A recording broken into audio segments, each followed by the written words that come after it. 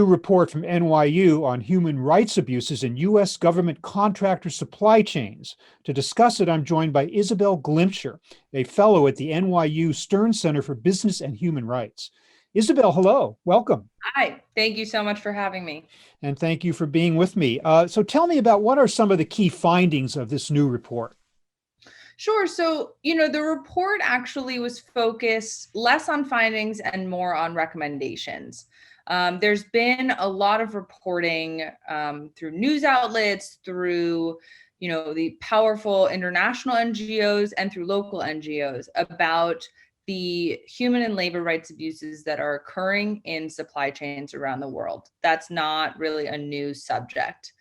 What my report was trying to look at was the ways in which the US government is relying on those same supply chains. And because they aren't doing sufficient independent monitoring, in no small part because that's a huge undertaking and they don't really have the resources, they aren't really well positioned to do so.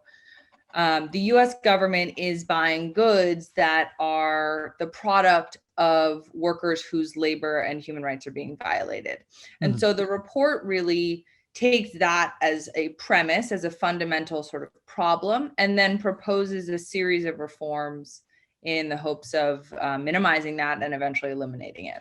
Do you think the problem is more serious in government contractor supply chains in terms of inability or inadequate monitoring than it is in consumer product supply chains, apparels, toys, foods, and things like that? No, I don't think it's more problematic in the sense of it happening more frequently. Part of what the report is trying to emphasize is that the supply chains that the government is relying on are actually often identical to the supply chains being used by those multinational corporations. It's the corporations who have done a lot of the work in terms of driving down prices and decreasing the amount of time allotted for contract fulfillment. So they've driven a lot of the negative changes in the supply chains. But the problem is that the US government is relying on those same supply chains, especially in the four sectors that my report focuses on, which is apparel, minerals, technology, and food, which is agriculture, seafood, and meat. On the other hand, I think that we do and should expect more from our government. Our government has signed on to many international agreements, is bound by international law, espouses a deep commitment to human and labor rights. And so in that sense, I think it's incumbent on the government to do more. I would think that we do not lack for NGOs and human rights watch organizations and efforts that we see underway to monitor this type of thing. Am I wrong? Are there not, are the groups are out there? Are we saying the government is not availing itself of those resources? Exactly. I think you're right. I think that there's a very well-documented problem, sort of an oversupply almost, if you will, of human rights monitoring organizations. The problem is that the US government hasn't necessarily found a way to funnel the wealth of information that those groups are creating into their procurement decisions and into the decision between different competing bids. It seems like the government maybe spends so much time qualifying suppliers on the side of national security and technology and things like that, that maybe it's looking the other way when it comes to this other very critical aspect of what makes an acceptable supplier, right? I think that's right. And I think that there have been a lot of important changes, especially in the last decade, to take our procurement processes very seriously, and that's happening on both sides of the aisle. I think that one of the major drivers of that is to avoid corruption, and another major driver is efficiency. The problem is that sometimes in trying to get the goods, in trying to cut through the red tape and get the goods as fast as possible, human rights are being violated in the meantime. The other side, the private supply chains, are finding it more difficult to monitor their factories overseas because of the pandemic, because their individuals can't even access the factories these days anymore. Is that an issue, or is it the fact that the government's not even looking to those people in the first place? Does that make it more difficult? I think it definitely makes it more difficult. I think those two issues compound each other. I think what's an incredible opportunity here is for the US government to help lead that effort. It would be great if we could consolidate efforts to sort of get past all of the restrictions that COVID has added to this challenge, and use the information widely. And the US government could really be a leader in that space, especially, as you say, because corporations are hungry for that information as well. Is there a political component to what we're talking about here on the government contracting side? I mean, does it depend from administration to administration, the degree to which the government is looking into these things very carefully? Yes, I mean, I think there's a political aspect to everything, of course. I think different administrations have been committed to these issues in different ways. A lot of the people working in procurement are longtime civil servants. They're not changing substantially between administrations, but different administrations are more or less committed to trying to address some of these issues. So the Obama administration actually tried to pass an executive order. Well, first did pass an executive order, which led to the inclusion of human trafficking prohibitions that are currently in the federal acquisition regulations. And they're very broad, they're very powerful. There is insufficient enforcement, but they're a very important, first step. The Obama administration also tried to pass another executive order to address fair pay and safe workplaces. But that got sort of overturned and rejected by the Trump administration. So yes, there's politics in this. What I would say to that is that the recommendations that I've outlined in my report really accord with priorities from both parties.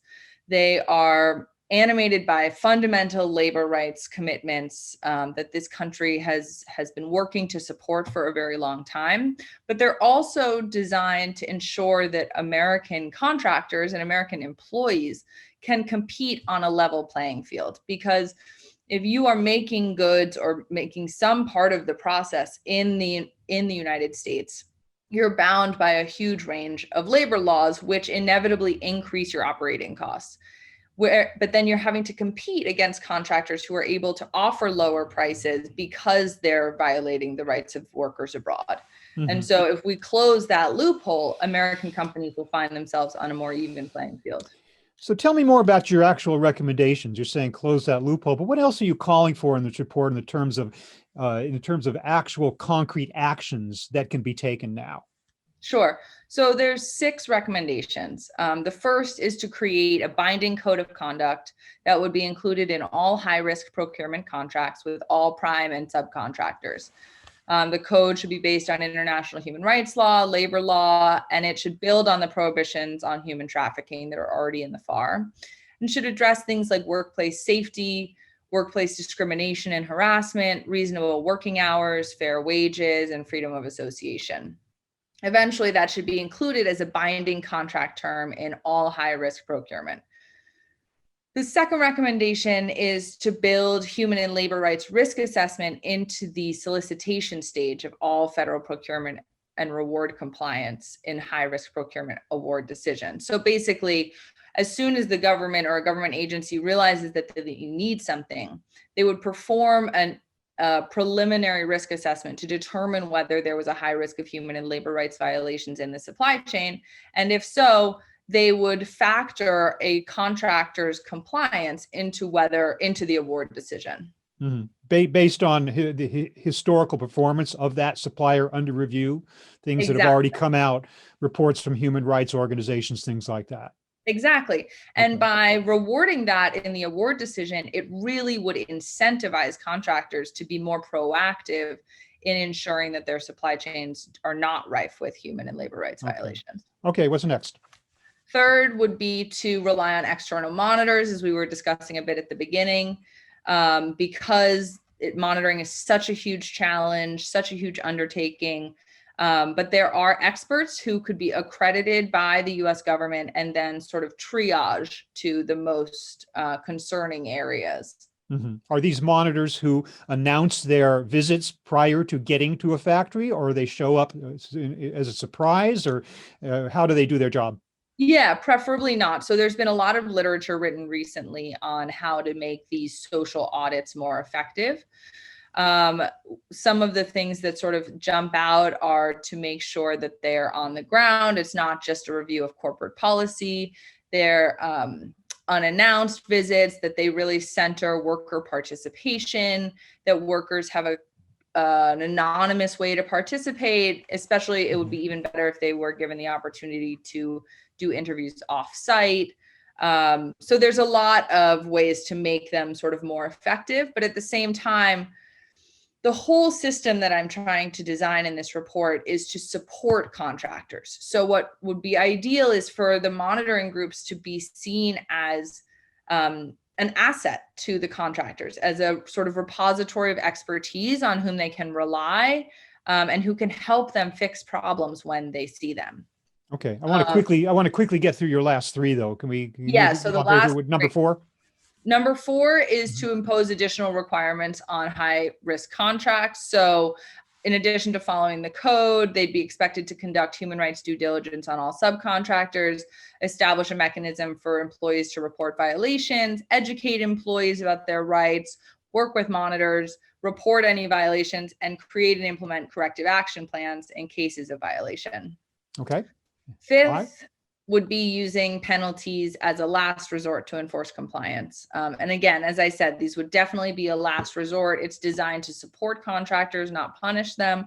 And so it would really be only in the face of persistent refusal to take any steps to address violations, or if there's evidence that they've been hiding violations or something like that. And then finally, the 6th recommendation is to just generally build human and labor rights expertise among federal procurement officers so that they can better assess the bids, the risks, the reports, and whether or not a corrective action plan is sufficient. And do you think they should perhaps be sharing best practices with the private sector, which is also, experienced in its own way with this type of thing?